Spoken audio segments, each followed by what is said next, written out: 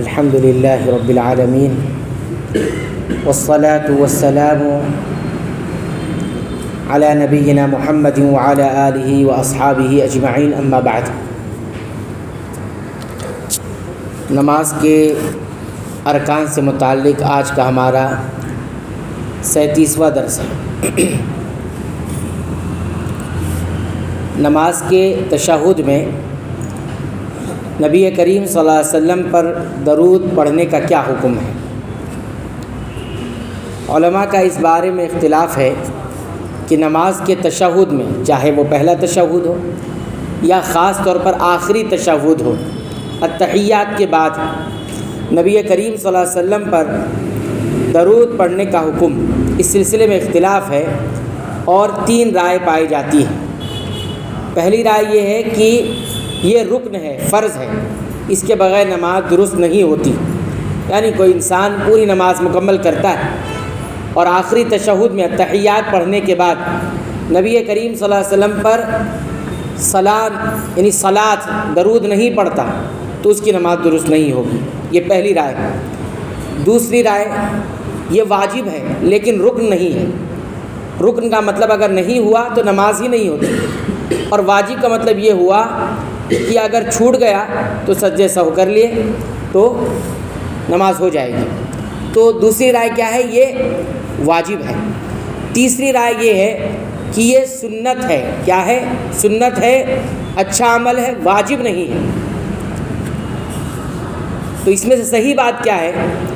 شیخ محمد بن صالح العثیمین رحمہ اللہ فرماتے ہیں کہ تیسری رائے وہ زیادہ راجح ہے، زیادہ صحیح ہے، یعنی نبی کریم صلی اللہ علیہ وسلم پر آخری تشہد میں تحیات کے بعد صلاۃ بھیجنا، درود پڑھنا، یہ مستحب ہے، سنت ہے، لیکن یہ رکن اور واجب نہیں ہے۔ وہ کہتے ہیں کہ نماز کے آخری تشہد میں فقہا کے نزدیک یہ نماز کا 12واں رکن ہے، یعنی تشہد میں نبی کریم صلی اللہ علیہ وسلم پر درود پڑھنا یہ 12واں رکن ہے، یعنی وہ گناتے ہوئے کہتے ہیں کہ 12واں رکن ہے، ایسا فقہا نے کہا ہے۔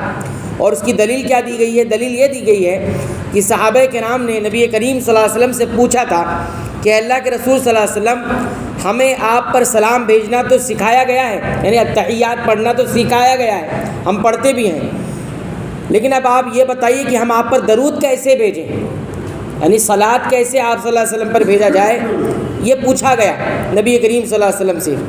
تو نبی کریم صلی اللہ علیہ وسلم نے فرمایا اس طرح پڑھا کرو۔ کس طرح؟ اللہم صلی علی محمد وعلی آل محمد، اور پورا درود ابراہیمی آپ صلی اللہ علیہ وسلم نے سکھایا جو ہمارا آپ نماز میں پڑھتے ہیں آخری تشہد میں۔ تو علماء اس حدیث کے حوالے سے کہتے ہیں کہ نبی کریم صلی اللہ علیہ وسلم نے یہ کہا کہ یہ کہو۔ کیا کہا؟ آپ صلی اللہ علیہ وسلم کہا یہ کہو، تو آپ صلی اللہ علیہ وسلم کا یہ کہنا کہ تم یہ کہو، یہ بات اس بات کی طرف اشارہ کرتا ہے کہ واجب ہے، کہ آپ صلی اللہ علیہ وسلم نے حکم دیا کہ یہ کہا کرو تو یہ واجب ہوا۔ تو اصل یہ ہے کہ وجوب فرض ہوتا ہے جس کے چھوڑنے سے عبادت باطل ہو جاتی ہے، لیکن آپ صلی اللہ علیہ وسلم نے کہا کہ کہو، یعنی درود پڑھو، اور نہیں پڑھو گے تو نماز باطل ہو جائے گی، ایسا علماء نے کہا ہے، اس کی دلیل دیتے ہوئے کہ درود پڑھنا یہ رکن ہے، فرض ہے۔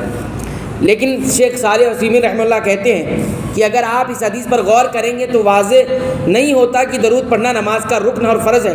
کیوں؟ اس لیے کہ صحابہ نے صرف طریقہ پوچھا تھا کیسے پڑھیں، یہ نہیں پوچھا تھا کہ یہ اس کو پڑھنا ہے، طریقہ پوچھا تھا کیسے پڑھیں گے، کون سا صیغہ استعمال کریں گے، یعنی تحیات تو پڑھنا ہی پڑھنا ہے، وہ رکن ہے۔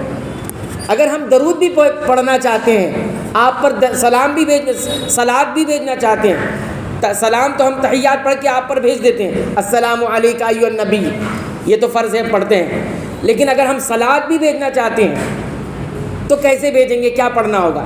تو آپ صلی اللہ علیہ وسلم نے درود ابراہیمی پورا سکھایا۔ تو وہ یہی کہتے ہیں کہ اس حدیث سے ہمیں یہ نہیں معلوم ہوتا کہ فرض ہے، یہ معلوم ہوتا ہے کہ کیسے پڑھنا ہے یا کیا پڑھنا ہے صلاۃ کے نام پہ۔ تو وہ کہتے ہیں کہ نبی کریم صلی اللہ علیہ وسلم نے طریقہ سکھایا کہ ایسے پڑھ لیا کرو، تو اس سے معلوم ہوا کہ یہ رکن اور فرض نہیں ہے۔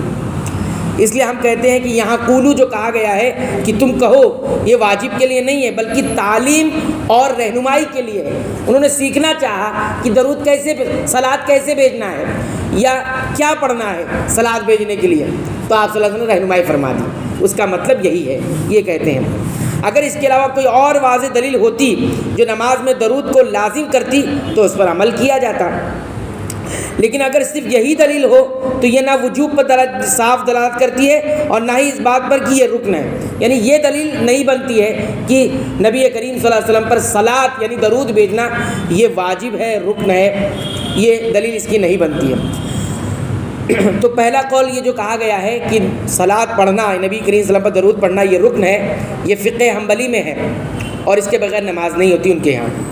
اور دوسرا قول جو کہا گیا ہے کہ یہ واجب ہے، رکن نہیں ہے، اگر بھول جائے تو سجدہ سہو سے پورا ہو جائے گا، یعنی کوئی اگر آخری تشہد میں تحیات کے بعد درود ابراہیمی پڑھنا بھول گیا تو وہ سجدہ سہو کر لے گا تو اس کی نماز ہو جائے گی۔ یہ کن کے یہاں ہے؟ جو دوسری رائے رکھتے ہیں، جو بولتے ہیں واجب ہے۔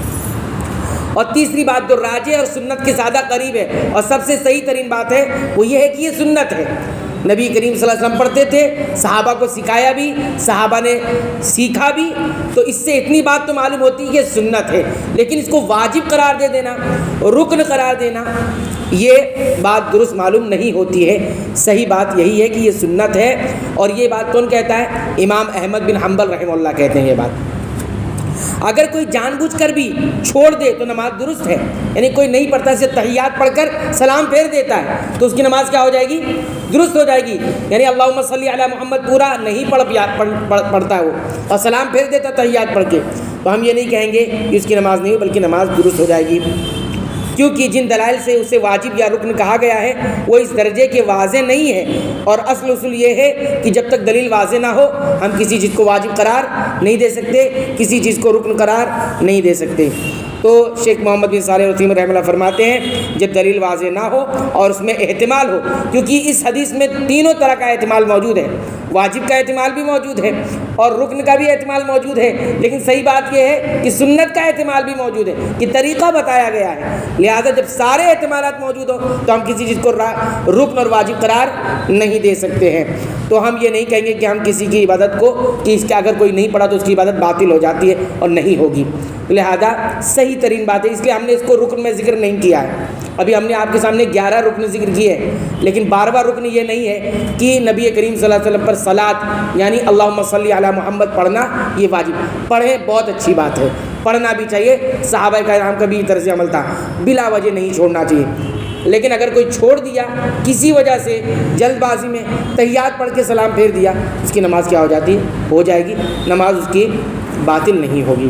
تو اس طرح سے ہم نے اس رکن کو بھی دیکھا، اس میں اختلاف بہرحال پایا جاتا ہے، تو یہ بات یہاں پر ہوگی۔ اللہ تعالیٰ سے دعا ہے رب العالمین تو ہمیں سنت کے مطابق ساری عبادتوں کو انجام دینے کی توفیق عطا فرما۔ اے اللہ تو ہماری عبادتوں کو قبول فرما اور اس میں ہونے والی لغزشوں کو معاف فرما۔ اے اللہ تو ہماری مغفرت فرما، ہمارے والدین کی مغفرت فرما، تمام مسلمانوں، مومنوں، اہل توحید کی مغفرت فرما، آمین۔